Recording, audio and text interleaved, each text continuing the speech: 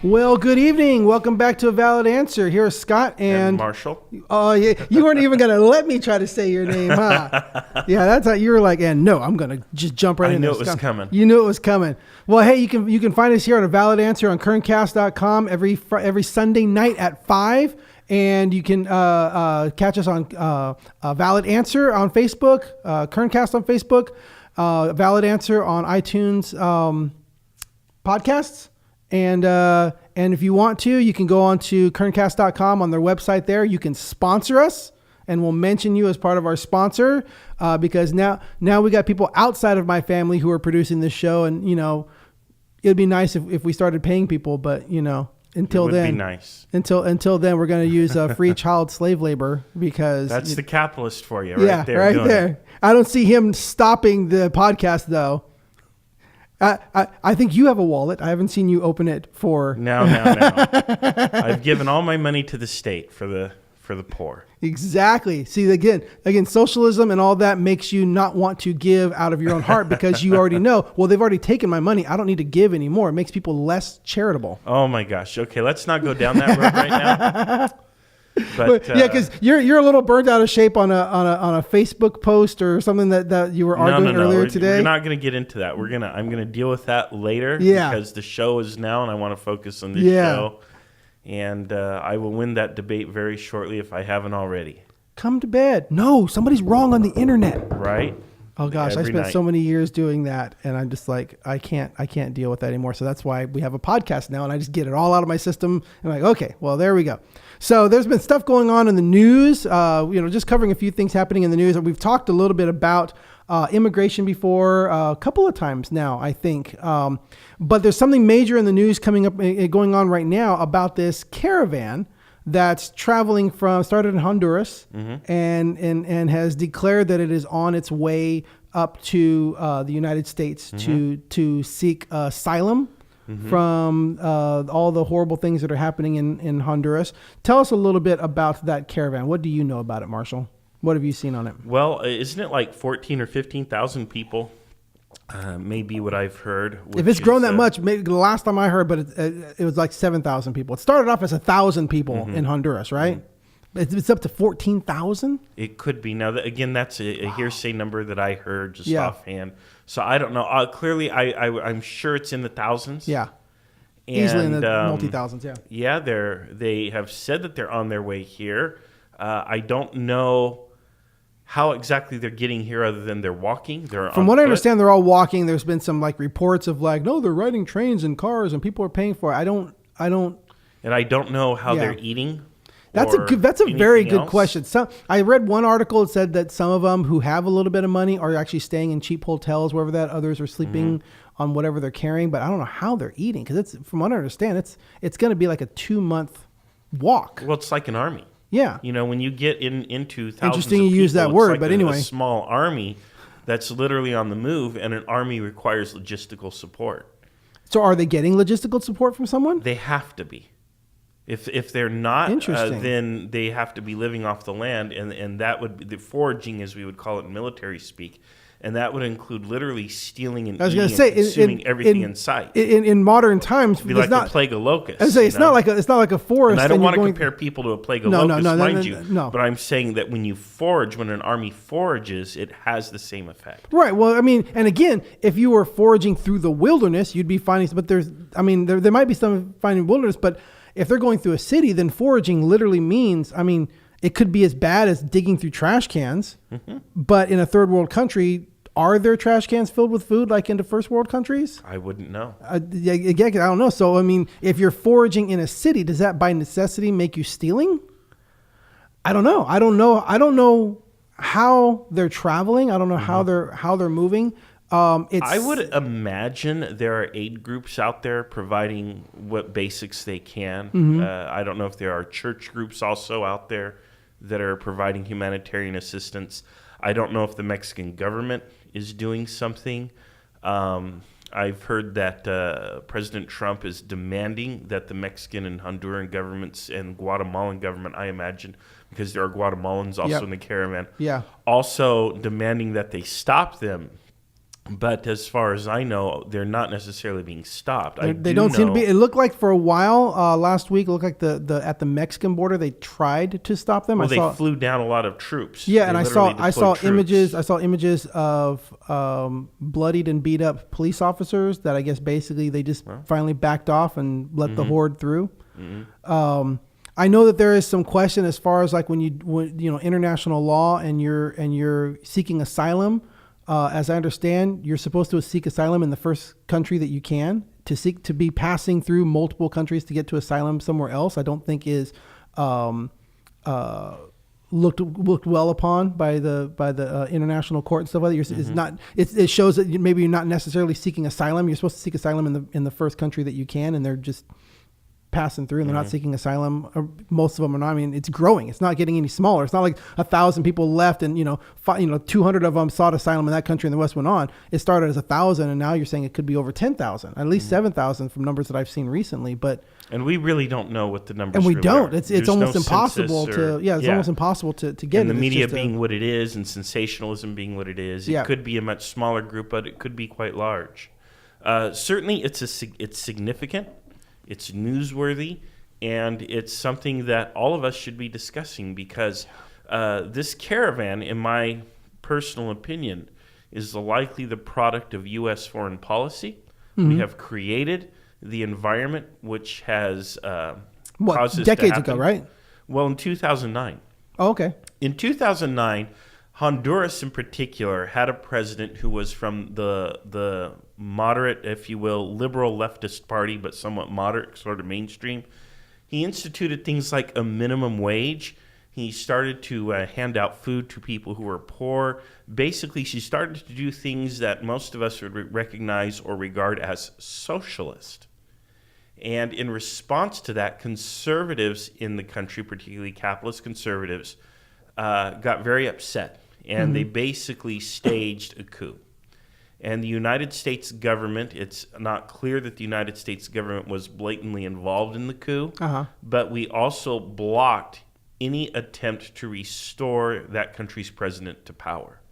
How did we do that? Well, the State Department interfered with a process that would have possibly allowed him to return to power. Him or her? I thought you said it was her. Oh, I'm sorry. Hillary Clinton was... No, I thought you said the president. Leader was Secretary of State at the time and was responsible for making that decision. And the president was a man, so it wasn't a woman. I think the name starts with a Z. I want to say Manuel's. I want to get it right. Let me see. But so basically, what you're saying is that as recently as 2009, that President US Manuel Zelaya.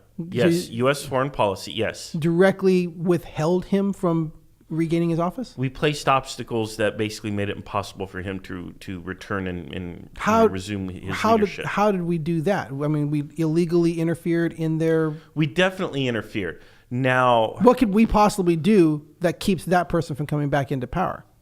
I'm not sure how we do it, but we have ways of operating and doing things, and we pull a lot of political strings around the world. Mm-hmm. Remember, the United States commands tremendous influence in the world. So there are ways that we have to do things that you and I generally aren't informed of. We don't know what the machinations of the State Department are, but we know that a massive apparatus exists. And it's not always military apparatus. It can be diplomatic. It can be economic. Gotcha. And so on and so forth.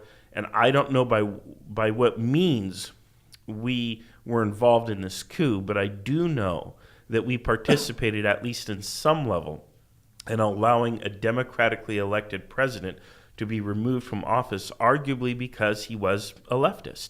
And it's interesting to see that it's in Obama 2009 and Clinton, who we regard as socialists and leftists here in the United States, simply at a minimum allowing this to proceed and at worst somehow being involved. And that's because Obama and Clinton and the Democrats in particular are not actually socialists. They are moderates, they are capitalists, they are all in bed with big business. Mm-hmm. And so they are not communists, they are not socialists. So why aren't they receiving any of the blame on this? Well, partly because people don't know. People don't know, but there are some articles. Doesn't this clearly point to the bias of the media? That if this was done under Trump's administration, wouldn't that be all over the news that Trump caused it? Yeah, remember the media is run by the capitalist elites in this country. It is run by the mainstream establishment. It is not designed to feed you truth or facts or reality. However, but if it was under Trump's administration, they would still report it. Yes, because that's part of the dog and pony show. But it's clearly leftist. Well, it's leftist in that it's moderate and it's not conservative on the right. It's moderate, but it's clearly biased. It's not leftist. It's clearly biased. It's absolutely not leftist. But it's clearly biased. Yes, it is, in that it doesn't deliver facts and information. But it delivers facts, but towards one direction more than the other. Towards the middle, centrist. It's centrist bias. No. Well, you want it to be right biased. No. I'm saying I want you to. I want liberals. When you're on the right, everything in the middle it looks leftist to you. Right, but the thing is exactly. But the thing is, when you're on the left and you don't want to be called on the left, you think you're normal and you think you're in the middle. No, you're on the left. You're on the left. We're on the right. There is everything to the left of the right is just left. There is no middle. Yes, because nobody lives in the middle. Okay. Nobody lives in the middle. I've got news for you. No. Nobody lives in the middle. You have your leftist ideas. People have their right ideas, and they meet in the middle. And sometimes it goes. But nobody lives as a moderate. You're not a moderate. You're a leftist. Yes. Okay, that's what I'm saying. But most leftists can't admit that they're leftists. They think, well, no, I'm normal, and those people on the right are weird. Democrats, to me, are on the right. They're to the right of me. They're on the right. They're moderates. They're on the right. I'm not a moderate. Okay. So, I'm telling you, they're on the left. Yeah. Okay, they're to the left of you, but they're to the right of me. I'll make a prediction. But they're not. 2020. They're not normal in the middle. In 2020, we're going to return the White House, the House, and the Senate probably to Democrats. And guess what's going to change from the status quo? Virtually nothing. Mm-hmm. Because again, the right wing and the left wing belong to the same bird. This whole stuff, all of this anxiety over Donald Trump, while the common anxiety is real, the fact of the matter is the powers that be are just running a dog and pony show. It's a circus. Mm-hmm. And the media is a player in the circus. They may be the ringleader in a way that they're out there, they're announcing it, but they don't own or run the circus. But they are calling, over here in this ring we have Donald Trump, and over here we have another scandal. And they're keeping you distracted from the facts and the truth and the reality. And that's the biggest problem. The media is centrist. So what's the media's goal in reporting this caravan? Well, some things. Why are they reporting this caravan and not the dozens and dozens of other caravans that have happened in the past? It's a good question, and I don't know the answer. The election. Well, okay, so I imagine, but the election doesn't matter. If you think this election is going to change anything, I have more bad news for you. It will change one thing. Well, it may change control of the House. And the Supreme Court. Well, I don't know that it will change the Supreme Court at all. It has the potential to. How so? Well, I'm saying if it swings one way or another, it has the potential in the next several years of there. Over the long term, the Supreme Court is going to the left, but that's because the arc of civilization is always to the left. No, I'm saying if there is a surprise turn, if it really is a red wave instead of a blue wave, that could really affect the Supreme Court. The election does matter. Sure, it does matter on some level. I was say, on a pragmatic level, it's because why would you vote if it doesn't matter? To vote Democrat in this election and to bring in some kind of a check or a counterbalance. But why would you vote if it doesn't matter? Far-right policies of President Trump. I thought you were really big about voting. Oh, I am, and I think you should, and I think you should be pragmatic in this election. I was saying because that didn't really sound very encouraging to vote. Well, you still have to vote from a pragmatic perspective, and it's also a great way to make your voice heard and to pull parties in the direction that you want. So it does make a difference. It makes a small difference. You want to strike your comment that the election makes no difference? It's not going to make a big difference. So why vote? I'm certainly going to say because you have to do what you can.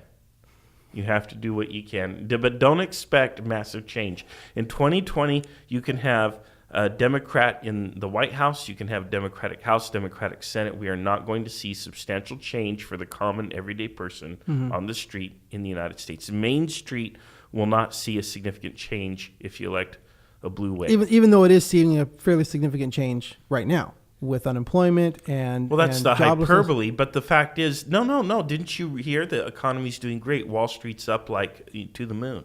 No. The economy's doing great. No.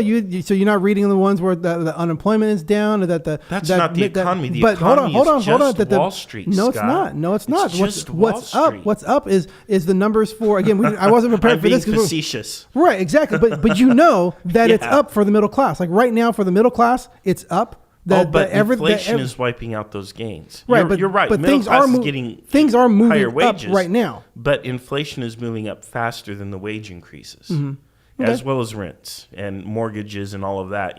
So the bottom line is the housing market is also overheated. So for Main Street, things are not necessarily better. They're better if you look at, one metric. If you look at wages, yes, wages are beginning a modest increase. And joblessness is dropping, so that's two measures. Yes, but joblessness isn't still not enough for you. Still not enough for you to say that we're not on an incline. There are poor people who can work 2 or 3 jobs, and guess what? They're still poor.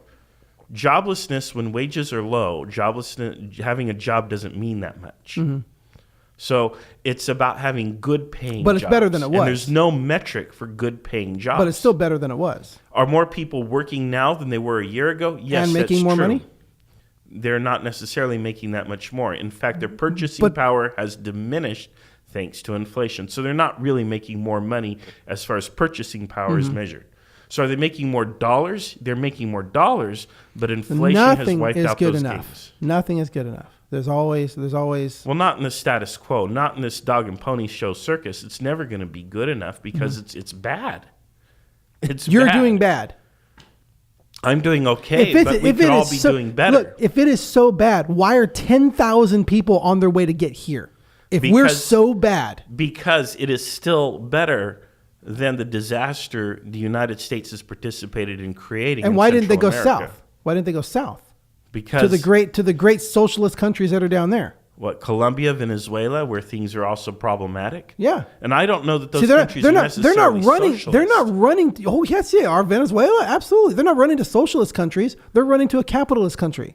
Okay. Why? Well, first of all, one of the problems with socialist countries is the United States and other capitalist countries have a nasty habit of intervening in those countries and undermining their economies and their governments. So we messed up Hugo Chavez.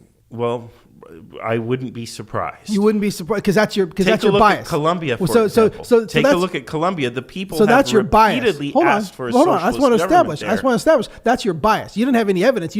I figured so. That's basically what you said. Well, I'm sure that's probably what it is because that's your bias. You're correct because I didn't prepare for that discussion today. Right. Okay, but I wouldn't be surprised if it. But talking about the caravan, why is the caravan coming to America? Because, again, this is still better than what they have where they are at. Okay. Cool. Got them to actually admit America's good. Well, yeah, America's not, exactly a cesspool. I mean, of all the countries in the world, I would still rather live here than elsewhere.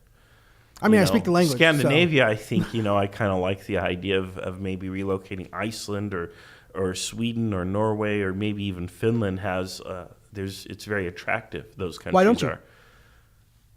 Because I'm not native to those countries, and oh boy, really? Do you think they would? Scary. Do you think they would? Hold on. Do you think they would receive you? Let's say they would. Hold on. I don't know if they would or not. I don't know. Because they don't. They bring in because they believe in the sovereignty of their country and their borders, and they believe in immigration laws, and they believe in restricting people and vetting people. Isn't that a good thing? Don't you think that's part of what makes them maybe as good as you think they are? I think nations have a right to do that. Nations have a right to control their borders, to control what extent? Immigration. Well, are you for a border wall? I'm not for a border wall why as not? Proposed by President Trump. Why not? Isn't that an effective way of? No, walls have never worked. Historically, they have never worked. Okay. So what's a better way to enforce it? Well, I think you can use technology in place of a physical wall. You can put sensors in the ground. You can have drones. And then do what? You can have personnel. You can do all kinds of things. And then do what? That tracks them. That monitors them. Then do what? What do you mean? You just asked how we secure the border. I've given you an answer. No, you said this is how we monitor it. Okay, I see them going across. Now what? Well, anybody who comes across illegally has to be intercepted. Okay, how? You have to send people on the ground to intercept them. And what do you do with them? Well, you have to detain them and vet them. Okay. How long does that take? Hopefully a matter of hours. And then what do you do? And then you deport them, or unless they have an asylum request. So within a couple hours, you can determine whether or not their asylum is real? I don't know, but you're not going to detain them indefinitely in a concentration camp, and you're not going to separate the families. You're not going to put children in many child concentration camps like we're doing in the status quo. So you're going to keep them together in prison together? Not in prison. No, they don't belong in prison. They haven't been convicted of a crime. Okay, so you're going to keep them. You're going to keep them you're going to keep the families together, detained, until it's determined how long. So what would you? So that's okay. Keeping them together, detained for however long it takes. Well, there are different ways of handling that. You can catch and release, and then have them report back. You put a tracker on them or something. That is a possibility, or you can simply release them on their own. Let's tag them. OR, if you will. Well, no. Again, we as a nation have a right to control our borders, right? But you can't define how to do that. Well, there's a way to do it that's humane. Mm-hmm. And I'm giving you possible options. One possible option is literally catch and release, tag and release. Yep. And tagging might not necessarily mean putting a monitor on them. It may just mean that here is your paperwork, and let's say you're going to Chicago. Okay, there'll be an immigration court there, and you have to report to that court on this certain date and time. And in fact, this is a system that we have used in this country for decades, as far as I know. Yes. And there is no real tracking other than they have to check in. They have to go to an immigration court and attend their hearing. Yeah. And when they don't? Well, then if they don't, then if we find them, they're immediately deported. Okay, but isn't that horrible? We're deporting them. The kid was born here, but the parent wasn't. Now we're sending them and separating families and all this kind of stuff. Well, if the child is born here and the child has American citizenship, to deport the parents would then be inhumane. So then you have to put them on a different immigration track. So they're allowed to stay. They're allowed to stay. They're allowed to stay if they have a baby here. Yeah, it's called an anchor baby, right? It's a thing. And at the end of the day, I believe it is more important to treat people like human beings and to keep families together than to say we're going to rip a family apart because we drew an imaginary line in the desert 130 years ago. So this is a fair question. It's not facetious. Mm-hmm. The family unit is more important than the nation's sovereignty. Ooh, yeah. Okay. That's a reasonable answer. I really do think that's a reasonable the family answer. unit is, I mean, obviously there's going to be some exceptions and stuff, and I can't think of any at the time. So how do you get to define the family unit? So here's the mom of the baby, and then here's her boyfriend. But he's been there for 2 years, and the baby's 4 years old, and the baby sees him as dad. Is that his dad? I think either a biological parent or a marriage, a legal marriage of some sort, or a church. So you would separate that parent. You would separate that person who's been in that kid's life for half of his life for 2 years. That's okay to separate them. That's a good question, but I want a humane response. Would that be a humane response? How do you define that?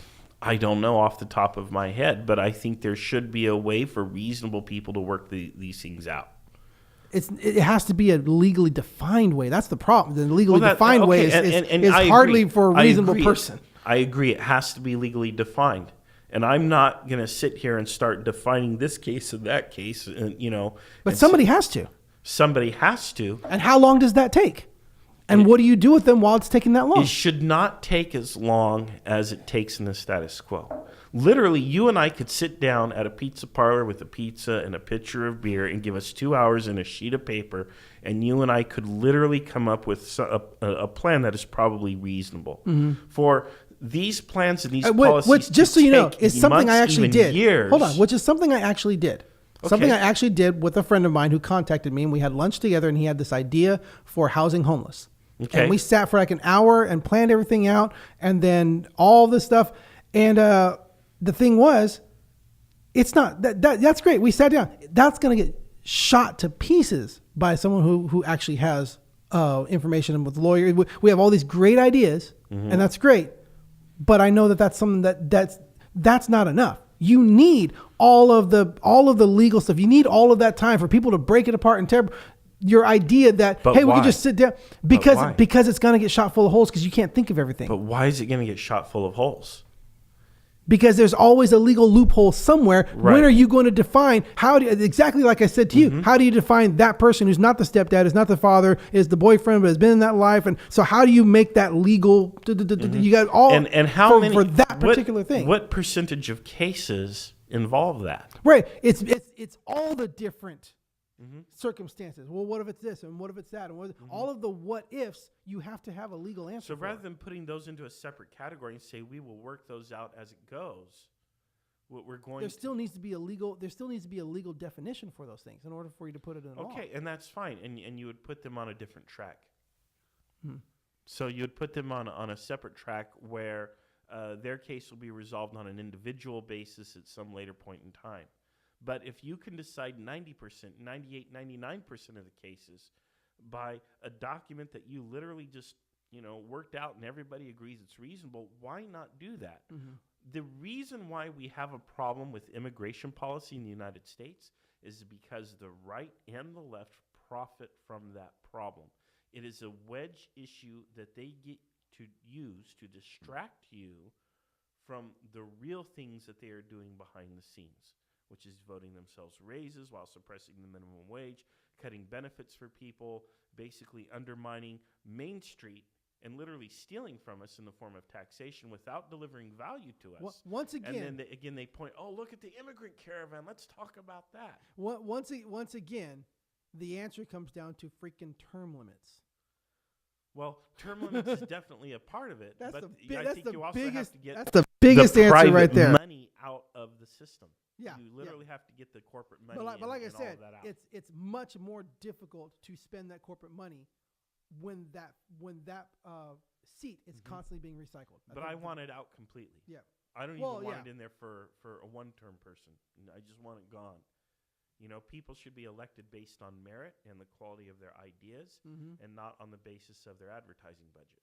Yeah, and the name recognition and stuff like that. Yeah, and changing their name I have a to question. get voted. Yeah, I have a question. This sounds kind of funny coming from the conservative, but I want to ask you this: Why should a country be able to protect its sovereign border? Well, otherwise you don't. At what point? You don't have a country. Yeah. Now, ideally, the world should be regarded as one country, and all people are brothers and sisters, and we should all get along. There should be no such. Wow, thing what as an borders. elitist! You're not even included. So ideally, that should be our goal as a planet. So you notice that he just excluded every other living creature in the universe. He said the world.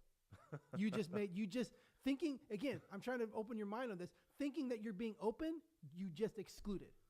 What, I excluded Martians? You excluded, and you just said the people of this world should be one, and you just excluded everyone who's not on this world. Because if I say we should unite as Bakersfieldians. Well, no, we should unite as Californians.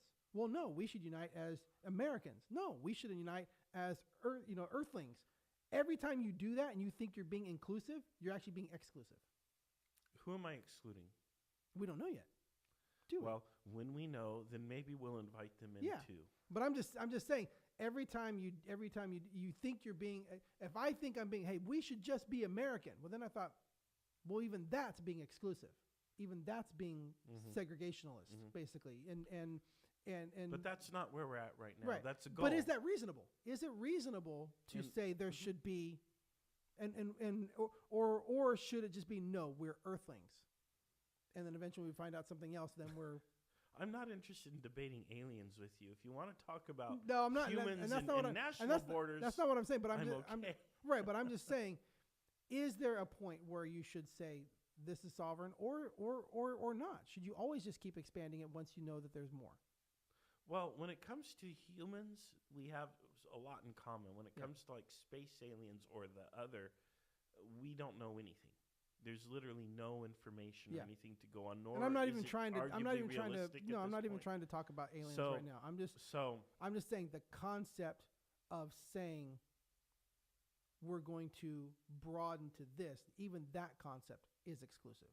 You are excluding certain things by trying to think that you're open-minded. So the alternative then is to not be open-minded? No. What's the alternative here? It's not the alternative. It's just to recognize that. To recognize that still in yourself. When we think that every time we think we're open-minded, a lot of times we're not actually. All right. Yeah. Sorry, Martians, you're excluded. I'm nothing a horrible to do with that. Human being. So, but yeah, ideally, I think we should have a world without borders, but that's not something that's even realistically in the near term. Mm-hmm. It's not going to happen in our lifetime, but maybe centuries from now. So, how should the United States protect its border right now from this possibly 10,000 member caravan coming to its borders with a direct threat to say we are going to violate your border? We could have protected our border back in 2009 by not participating in a coup. And we could protect our borders by not undermining... No, that's a cop-out. That's a cop-out. I'm saying right now they're on their way. What do we do right now? I'll get to that, but I'm saying that we could adjust our foreign policy not to create hellholes, to paraphrase the current president, around the world so that people want to flee them. And so you're blaming all the hellholes in the world on the United States? I would argue that we've had our hand in more than a few of them, yes. So I'm not blaming all, but certainly some of them. And you know which ones. You know which ones because you're smart. We have exacerbated problems around the world. And if we did not exacerbate problems around the world, we would not have so many refugees trying to escape problem areas to come to here, which is an area where they do not see so many Everything's problems. America's fault. So Everything's America's fault. Now, how do we deal with this caravan? Well, I think what we have to do is we have to work with the Mexican authorities because that's where they're at. Mm-hmm. We have to make sure that the people all have their immediate needs. How do you mean work with them? Well, we have to make sure that you want us to interfere in a foreign country? No. We want to force a foreign country Mexico to act would have in a the certain lead, way? but obviously if we have resources, if we know these people are coming here for asylum, why do we have to make them walk 2,000 miles? Mm-hmm. Why so not? You want our people, you want our government officials to go into Mexico and take care of the problem in Mexico. With the permission and leadership of the Mexican government. We're not going to invade. We're not going to do something without an invitation. But if we collaborate with the Mexican and Honduran government, we can do a heck of a lot more than just sitting back and twiddling our thumbs until they arrive. So a good answer then is to help the problem with illegal immigration in the United States, we should bring in Mexican law enforcement to help us, right? I'm not saying that we violate sovereignty by doing that. Wouldn't that work the other way, though? Why wouldn't we just say, okay, well, let's allow the Mexican government to bring in... I'm not suggesting we send law enforcement down to Mexico.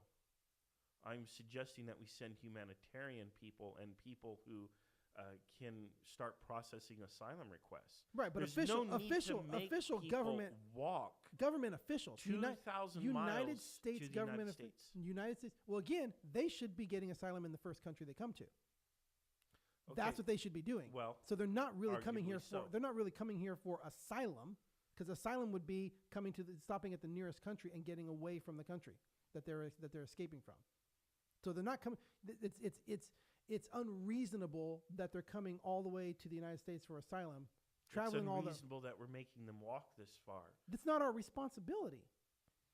Well, but I think, if we participated in creating the problem, we do have some responsibility. And I think, again, from a humanitarian perspective, we have to... So now you do want the United States to interfere in other countries. So we should send people to Syria and bring them over. We should send people into Africa and bring them over. This is a straw man argument. Hold on. Why make the African Somalians, why make them have to cross the Atlantic Ocean?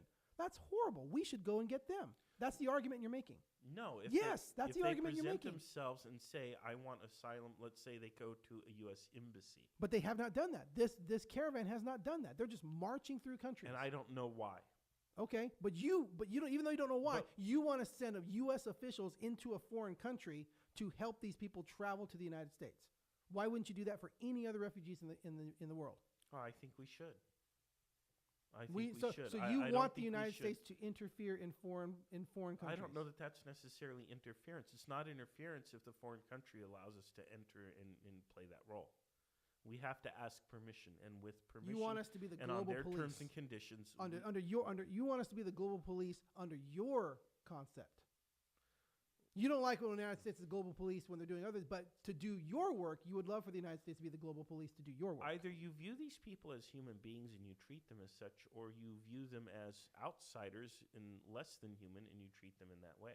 I see them as human beings, and their humanity comes first before any national identity. So that gives you that. So that should give you the right to go in and stop inhumane things, right?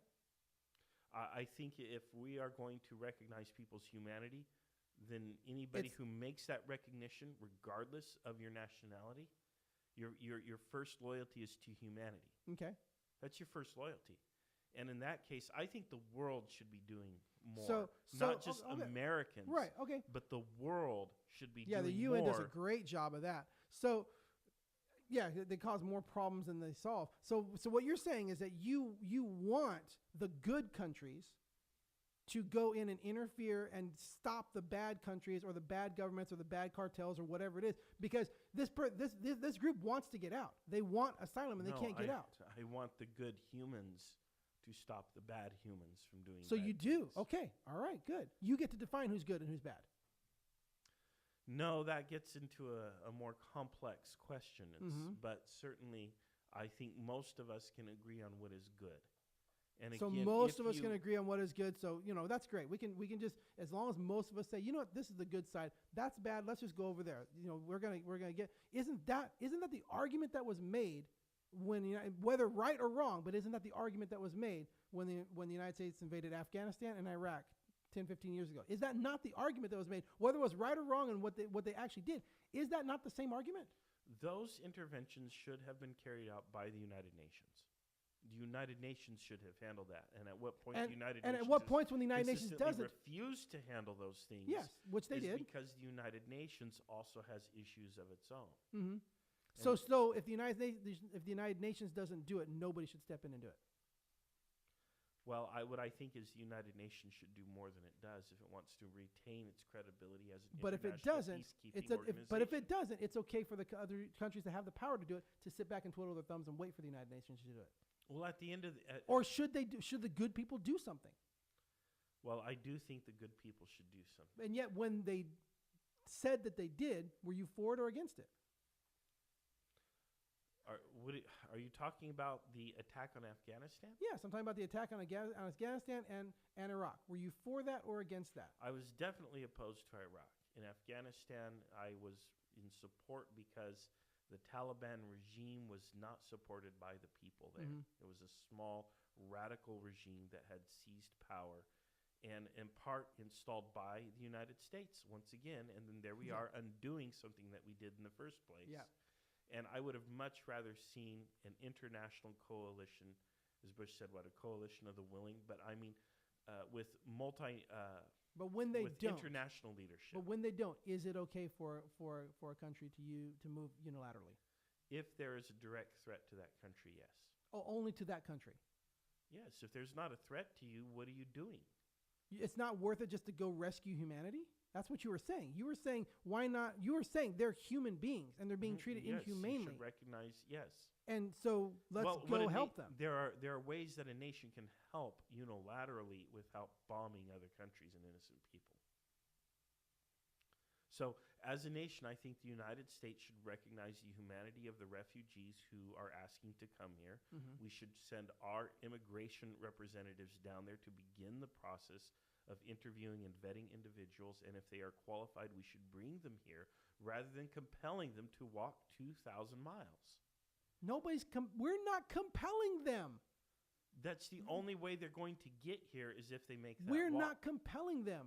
They're choosing to come here. It's not like hey, exactly. You get over you know here. What I mean, you Scott. Get over here now. No, Scott, you know what I mean. No. I know exactly what you mean, and that's what I'm against. The idea that we as the United States are compelling them to come here. We are not. Well, if we create conditions that create refugees in a third world country, then absolutely we are creating that. We are compelling them by different means. So yes, if we create economic chaos in another country and then all of a sudden those people want to leave there and come here, we have caused that to happen. We're compelling them. Okay. But I think you know what I was saying. No, I know we know that they're going to go ahead and walk all this way. Right, but I'm challenging your use of the word compel. Okay. Now, if the case can be made that this direct action that we did caused that, I don't know that you can prove that. Mm-hmm. Even you don't know if you can prove that. But if that can be proven, I would see how it can be, okay, then we are responsible for this and need to take care of that. But until that's proven, the idea, I don't like your use of the word that we are compelling them to come here. You can change the word to anything you like, but at the end of the day, I don't see the value in forcing or allowing. Don't use the word for. See, again, allowing, whatever word you want to put. I don't see the words. point The words in mean something. having people walk all this way. Why? Is that gonna? What difference is that gonna make? But I'm saying you're focusing on this one caravan. I'm saying, okay, if that's your thought, then why aren't you reaching? Why aren't you mad that the United States isn't reaching out to the entire world and bringing them in? We should. We should be reaching out to the entire world and bringing them in. Wow. So the United States should be actively going out and bringing people into the United States. If people declare, if they want asylum, I'm talking about asylum seekers. I'm not just saying I know what you're talking about. I know. I understand that. Yeah. But I am saying if a person is an asylum seeker, I don't care what country you're in. I think the United States should reach out and come get you. If that's the only way to get you here safely, then yes. And who gets to decide that? Again, the United States government decides that. Okay, and they're deciding. Now we're not deciding that now, are we? No, yes, we just did. We are deciding that. We're not going to go get them. It hasn't been deemed that is. And that's not the decision that I would make. Okay, but you can't even define what decision you would make for the whole world. I've already told you. If somebody overseas or anywhere in the world says they want asylum in the United States, we should go and vet that request, and if it's valid, grant it. And go into those countries and get them. To the extent that it's reasonably possible. Yes, you can't define what's reasonably possible. That's the thing I'm telling you about. That's what I'm trying to say. You can't define what's reasonably responsible. Because the conditions and the circumstances can vary tremendously. But that should be the job of the United States. Yes, that should be the job of our immigration department. To go out to other countries and bring in to help people to come here if they have a valid asylum request. Absolutely. Oh my gosh. What's wrong with that? You want us to invade other countries and get their refugees and bring them to us? There's no invasion going on. Yes. How are you getting them out of their country? How are you getting them out of their country? If somebody in the middle of Iran says, "I want asylum, but I can't get to you, America, come get me." And if they are inside a U.S. embassy, yes. Sure. So they still got to get to the embassy. Well, we're not exactly going to drive a limo to their front door. Oh, okay. So they still got to get to the embassy. Generally speaking, yes. Their government has to allow them to leave. Hold on. If so wait. So if somebody in Iran makes it into the U.S. embassy, what happens with them? They're granted asylum. What happens with them? Then we fly them out and bring them. So we're already doing that. Okay, good. So let's do that with this caravan of people. But they're not going to the embassy. There's embassies that they can go to. They're not. They're choosing to walk thousands of miles to get there. And you want us to go out of our way to get them when they're not even coming to the embassy that's there for them. Okay. So again, here's Mm-hmm. the thing. So now the guy in Iran doesn't come to the embassy, won't come to the embassy, can't make it to the embassy. Now you want the United States to invade Iran and get him where he's at. You can't do that. That's what you're asking us to do with these Honduras people. You're asking us to go into Mexico and get them and bring them with permission. And if we don't get permission, then it's not.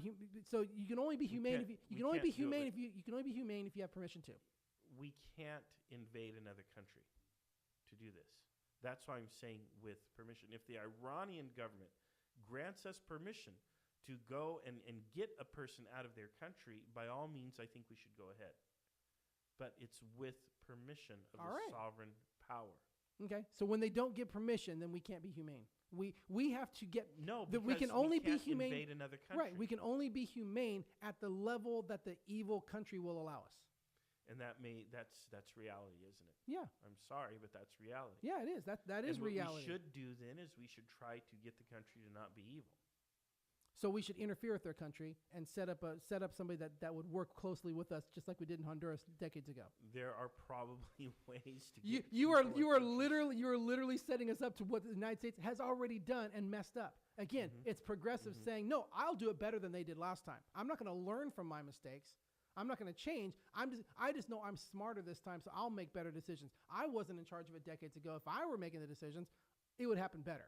If you're it's the smarter, arrogance. It's the arrogance. You make a better decision. But the thing is, you're not actually smarter. They thought they were smarter too.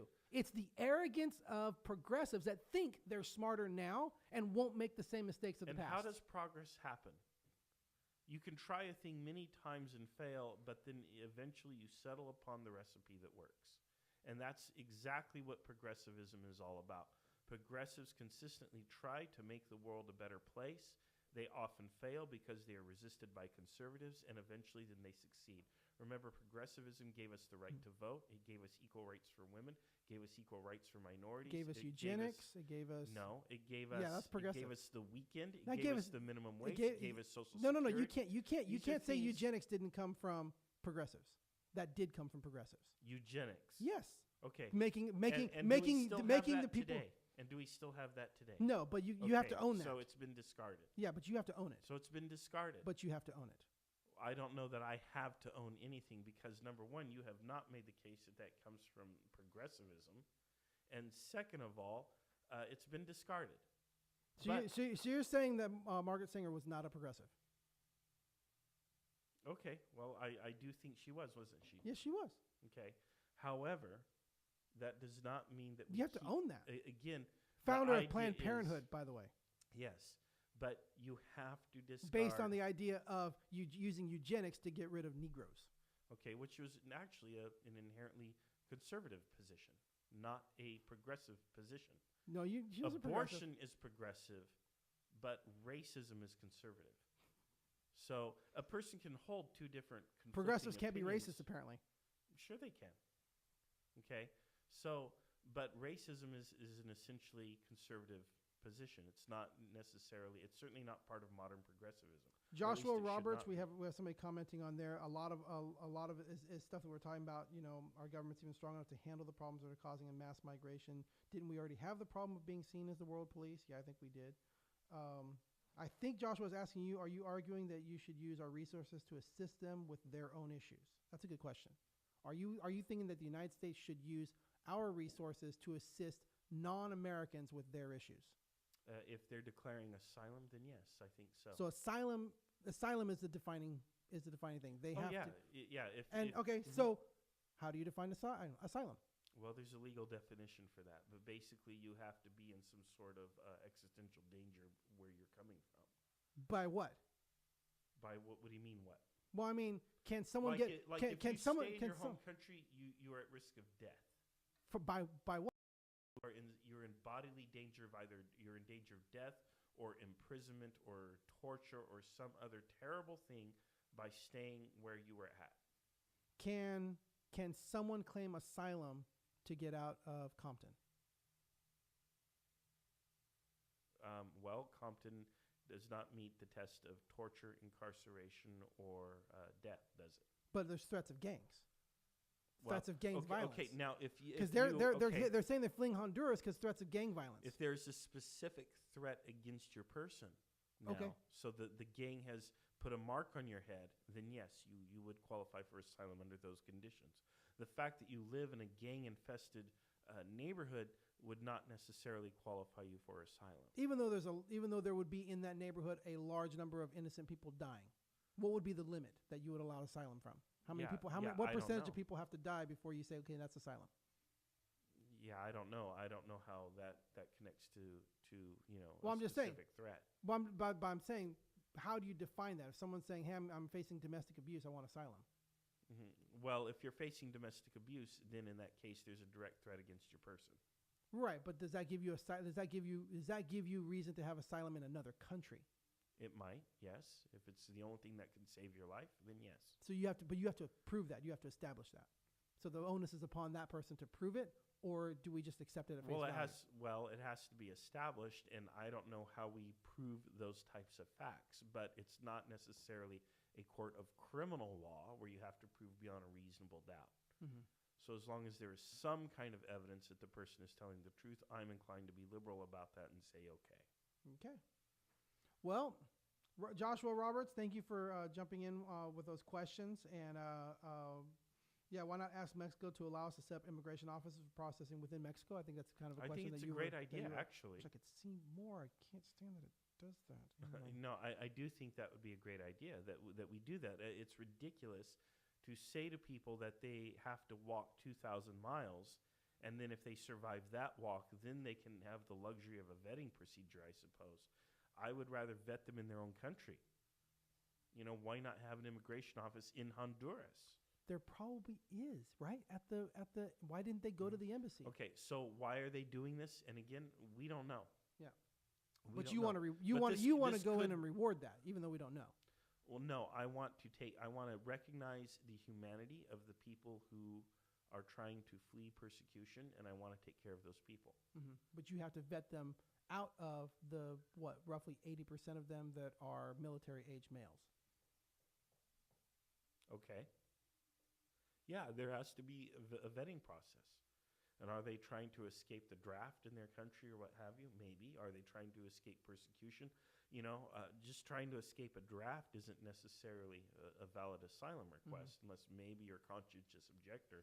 So wherever they're at and you vet, so wherever you're at and you vet them, you leave them there, or now you are required to take them back to where they came? That's a good question. I don't know how to answer that off the top of my head. Well, you're going to need to know. Mexico's going to want to know. What are you going to do with the ones that don't pass? You just going to let them go in our country? Well, again, the only thing I propose we send to Mexico are people who can begin the vetting process. Mm-hmm. And if a person does not pass that process, then it's up to Mexico to decide what they want to do with them next. So first, everybody has to be detained. Well, yes, but detention doesn't have to be inhumane. So we got it. So you need Americans to go over there and set up some sort of detention facility in Mexico to quarantine everybody, to vet them, to let them through, or keep them. So now we got to build or take over some sort of detainment facility. Or are you going to do it on the side of the road? You ask the Mexican government how they want to handle it. What do they want to do? You might not detain anyone. The Mexican government tried to already detain them and got beat up. Then you don't detain them. Then you can't accomplish it. No, because we got to stand on the side of the road. You make contact with people and you have them fill out paperwork. Yes, on the side of the road. And you let them keep marching and you do the paperwork and you use loudspeakers to call out names or whatever it takes. It can't be done. You are unrealistic. You are absolutely unrealistic. We're not violating human rights. We're not violating. Again, violating is an action. Okay. I will stand by it, and I will stop you from using those words. You are not allowed to use actionable words when there's inaction happening. We are not violating their human rights. The United States is not violating their human rights. That is completely offensive. You are suggesting that we, herd them into a camp. And I'm telling you, if that is not something that the people in that caravan are going to agree to do, we should not do it. They're going to crash on our wall at some point. What do we do? They're going to crash on our requests. We vet their requests and let in the ones who qualify. How? I'm saying you can't reasonably and realistically answer that question. How do you vet 10,000 people coming in mass? Again, we send people down there. We begin the vetting process with the cooperation and the leadership of the Mexican government. It's the Mexican government that has to deal with this for right now, not us. I'm saying we should get a head start on it by sending people down there who can help get a head start on it. And it's simply a paperwork thing. Right. But realistically, 10,000 people are going to crash on our border. What is the humane thing to do? To process those requests. How long does that take? Define that. What do we do with them? Do we let them in? Do we stop them? Do we forcibly say you are not crossing this border? Do we let them in and just say, hey, give us your name and we'll vet you later? How do we do that? We do that in a way that is quick and efficient and doesn't violate human rights. How? Well, it can be any number of ways. How? Okay. Can it be done? Absolutely it can be done. And the most liberal way is simply you take their name at the border and you get identifying information, you find out where they're going, and you give them a court date at their destination and say they have to report in. So you just let them in? Yes, at the end of the day. Cool. But you don't violate human rights. If the alternative is let them in or violate human rights, you don't violate human rights. Now, if there is a way where you can detain, where you can house them in some place that's reasonable while you process their requests, and it doesn't violate human rights, then I'm all for that. Then what is violating human rights? Well, violating human rights would be something like breaking apart families, causing bodily injury or harm to people, making decisions that lead to bodily injury or harm, including death. Mm-hmm. those would be things that violate human rights. There's a thing called the Geneva Convention, which lays out a whole list of human rights. There's also the United Nations Declaration of Human Rights, which is like, it's got 50 different inalienable rights that all human beings should have. And in the United States, we also have the Bill of Rights. These are all perfectly acceptable guiding documents to tell us how to treat people, particularly people who have to be detained. Mm-hmm. So I think we follow those documents. Sounds good. Don't think Mexico would want to give us any sort of sovereignty on their side, though. Well, that's which obviously America wouldn't. America wouldn't let some foreign agents come in and vet people in the United States. Why not? If there are people in the United States who, let's say, want to go to Canada, we might absolutely allow Canadian authorities to come into wherever these people are at and interview them and vet them and so on. And detain them in our country. Humanely. Let them humanely detain them in our country. Yeah, I mean, if that's going to be the deal, then that's the deal. But yes, it's got to always be humane. You can't. It's funny that you don't live in a realistic world. You don't have any realistic answers to No, this. because I'm talking about how things should be. But you have to have the vision before you can make the vision real. So right now, yes, you're right. This isn't very realistic, but it is the vision, and I think what it's I'm trying where to we say need is, to go. Then you have to know where you're going. What do we do realistically? Because this is hitting our walls in a few weeks. Well, I think we work out very quickly my vision and make it real. That's what I would do if I were the president. If I were in the Oval Office, that's what I'd be doing right now. I would have a team of experts working on this and working with the Mexican government and figuring out how we're going to make this happen ASAP. I would treat it like a national crisis, an emergency, because it is. It's a humanitarian crisis. That is finally an answer I like. Finally a valid answer. Okay. Finally a valid answer because right now it's the two versions of how we see this. It's because right now they are making preparations, and the preparations simply are, we're just going to stop you from coming in. We're sending military in, and we're going to stop you from coming in. And honestly, that choice scares me. Yeah, it's a humanitarian disaster in the making. Yeah, it could be a conflict. For the most part, I'm not trying to deter military, but for the most part, the military is a hammer, and to a hammer, everything looks like a nail. Right. What can the military do other than apply force? Right. So that an army's scares entire purpose is coercion. Yeah. So that kind of scares me. So, gosh, we spent almost an hour talking about this. Can you believe that? Yeah. I didn't think we'd go that long. I didn't think so either. It's always those that surprise us. Like, okay, well, maybe we'll talk about this, and it'll be a little thing, and maybe we'll get in. Nope, an hour goes by, and there we are. There you are. So, hey, this has been A Valid Answer with Scott and Marshall. Join us every Sunday night at 5 o'clock. Thank you so much for being here with us. Thank you, Joshua Roberts, for chiming in. Please join us on the conversation on Facebook, and we respond to those and continue the conversation on there. Again, you can catch us every Sunday night. A couple weeks, we have a special show coming up that we pre-recorded. That'll be coming up in a couple of weeks. We'll tell you more about that next week. But yeah, each Sunday night, 5 o'clock, right here on Kerncast. Find us at A Valid Answer. Email us at avalidanswer@gmail.com, and also hey, listen to us on Kerncast, and listen to us on Apple Podcasts, and rate us on there, so that the more you rate us, we're on Facebook, and on Facebook. So find us all those places. Until next time, this has been A Valid Answer with Scott and Marshall.